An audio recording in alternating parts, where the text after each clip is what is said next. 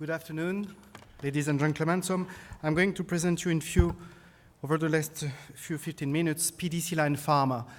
So we are active in the field of vaccine, oncology, oncovaccine, based on a unique platform, plasmacytoid dendritic cell line.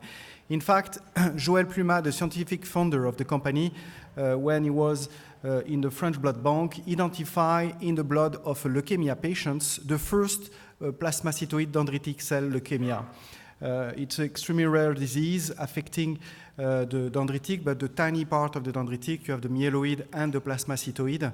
And the plasmacytoid is extremely rare in the blood, and this disease is extremely rare as well. And he was the first one to characterize it.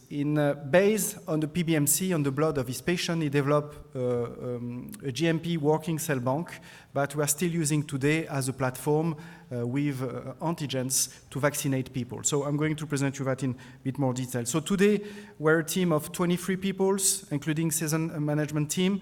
In terms of funding, we get 17 million euros, and we're currently in fundraising with a round of at least 15 million euros plus significant amount of non-dilutive money. The key advantages, the three key advantages of the cell line is the capacity to expand. I will come back to that. We have a master cell bank, GMP approved, and we can produce with the master cell bank enough doses of cells for worldwide for any patients. For ages. It's a plasmacytoid dendritic cells, and you will see it as very interesting potency in terms of presenting capacity of expansions of antigen CD8 specific T cells, cytotoxic T cells. Last but not least, first clinical trials, academic trial has been done in melanoma, where the cell line has been infused 3 times to patients, and we have never observed any antibody against the cell line and through MLR any activation. So possible to boost by multiple injections. So we're in clinical stage. After the academic melanoma study, we are now focusing in phase 1-2 in non-small cell lung cancer, and the study has been initiated. In terms of pipeline, as I said, melanoma phase 1b is over. We are focusing on the phase 1-2 for the lung. We have as well in preclinical stage neoantigens and the vaccinal, the therapeutic vaccinal approach, personalized approach for patients that we would like to develop in partnership. We signed recently in March a first deal, licensing deal with LG Chem, the big giant. LG is quite known for over-application, but LG Chem is the 10th chemical company in the world, and they have a growing life science organizations, and they signed a deal with us for Asia. The total deal value is $123 million plus royalties on the net sales in Asia. The management team is quite experienced. We have recently a very experienced medical director, Shanna Debreuil, is what you see here on the bottom. She managed the big phase 3 MAGE vaccine clinical trial of GSK in lung and melanoma, and she joined the company 2 months ago. I have as well Claude Dédry, that has a very large experience, the VP of pharmaceutical operations in manufacturing and QC. Joël Plumat, the scientific founder, and myself involved already in several biotech in cell therapy. So how the process works? It's quite simple, as I said in the beginning. So we have a master cell bank, GMP approved in France by the French authorities, and we just have to take a tube of this master cell bank to seed single-use bioreactor. And after 9 to 10 days of culture, the cells grow in suspensions in a synthetic media, and we don't need any interleukin, GMP, cytokine, whatever. The cells is already mature. In just 10 days, we produce 20 billion of cells, and the last day of the culture, we just have to load the cell with GMP peptide representative of the antigens that stick to the HLA present on the membrane of the cells. Then we irradiate the cell line to stop the proliferation. So I remind you, it's a leukemia cell line, so we want the cells to be effective, but not to multiply in the body. Then we have an off-the-shelf product ready to use. We are using the technology of aseptic technology, which is extremely simple to use. We just have to thaw the cells after freezing and to infuse to the patients to have the treatment working, and meaning priming CD8 T cells, expanding the CD8 T cells, but will go to the tumor microenvironment to make the job. In terms of potency, we did different benchmark study to compare the capacity of the cell line to prime and expand CD8 T cell specific of antigen. So here, it's a study I'm presenting to you that was done in 21 days by FACS Dextramer with the PBMC of donor, where we compare the cell line with the classical approach, what you see here, the conventional DC, the myeloid DC, and the non-autologous, the allogenic DC. And you see, after the 21 days of culture, the fold increase measured by FACS is 20 to 200 for more potent compared to the other approaches. All this data has been published. We did study as well on neoepitope. You know, it's a very hot topic currently, the neoantigen, and part of the scientific community believe that it's one of the big elements to improve the immunogenicity of vaccine. And to demonstrate that with our platform, we can use whatever shared antigen or neoantigens, we have selected two mutated peptides where the mutation is clearly identified, that has been published. So this peptide has been characterized in tumor of patients. And we put in culture with the purified CD8 of 3 healthy donors. And as you can see here in vitro, we see expansions for both peptides in the more than 150-fold increase for both of them. And in the blood of healthy donors, the quantity of CD8 T cell, of clone of CD8 T cell specific of neoepitope is extremely low, less than 1 out of 1 million. So showing the potency of the cell line to expand this kind of CD8 T cell. So in terms of IP, we have quite good IP. We have, of course, the unique master cell bank. It comes from the blood of unique patients. And based on this master cell bank, where we have exclusive license, as I said, we can produce clinical grade batch of product. We do working cell bank after the master to expand.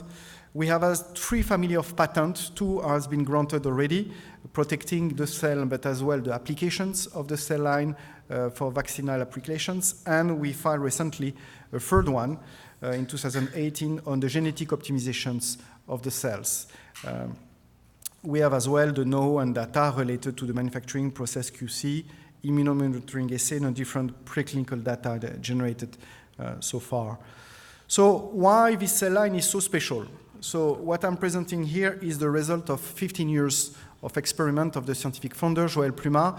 So why is it so potent, and why the lack of rejections, which is a bit special for an antigen-presenting cells? In fact, what we have noticed is that the cell line expresses HLA class II and is able to activate the CD4 that produce IL-2, which with the co-stimulatory molecule and the complex HLA-A2 peptide activate the CD8. So for the moment, everything is completely normal. What is special is that the cell line is negative for some co-stimulatory molecule like CD80 and CD86.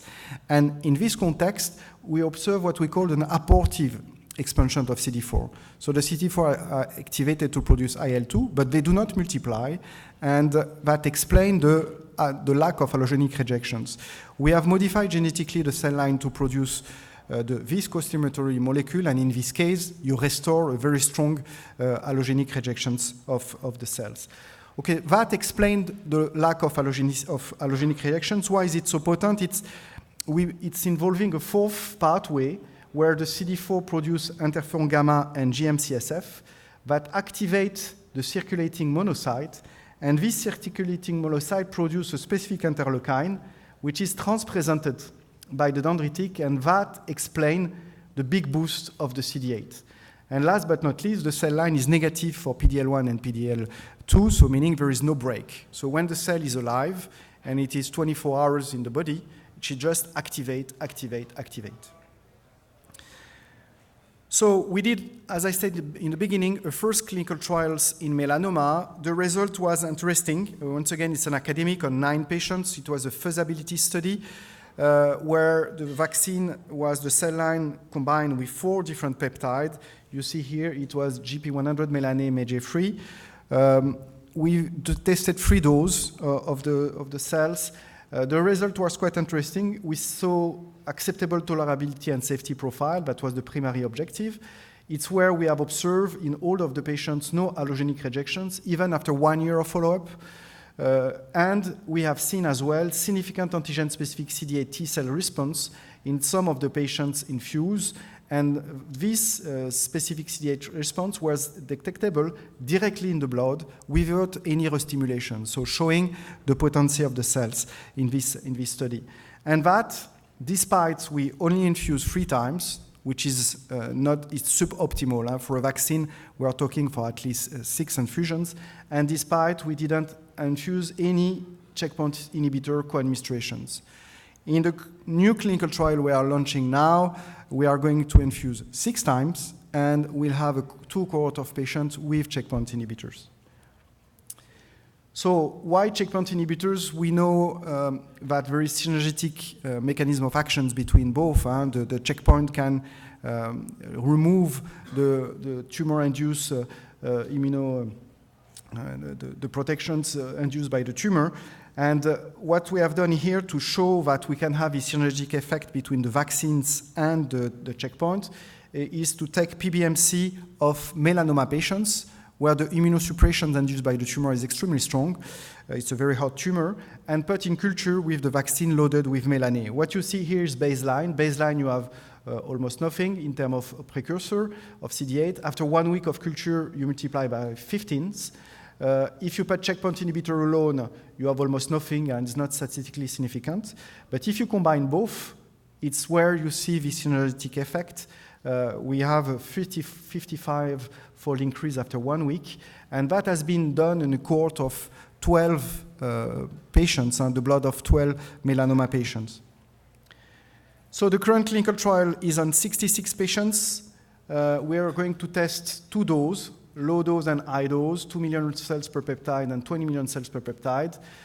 In monotherapy first, in 6, 10, and 10. Then, according to the safety, we'll go to association with combo with a checkpoint inhibitor, low dose, and then we go to the high dose with checkpoint inhibitor on 40 patients with objective of immunological response, but as well of clinical efficacy and clinical response in this last cohort. We have already, as I said, initiated, and first patients should be enrolled very, very soon. So in terms of investment and new development of the company, as I said, we're in the process of fundraising. We have a 10 chip on the table now, and we are open for new investor. Any new investor are welcome at this stage. With this money, we will finance the current phase 1/2 clinical trials of the 66 patients, carry on the work we are doing to maximize the value of the platform. Today, the cell line is HLA-A2 positive, and we use the HLA-A2 to have the restricted peptide for the presentations. But we have modified genetically the cell line to produce additional HLA, and it works extremely well. And we have the plan to do a GMP, new GMP cell line with universal GMP cell line that can present any kind of peptide with any kind of HLA. Then, according to the results of the current clinical trials, we will go to a new fundraising to finance a phase 2 or phase 2/3 double-blind placebo control working on the new cell line, the optimal cell lines for the future. And on that, I would like to thank you for your attention, and if there's any questions, I'm still there. Thank you.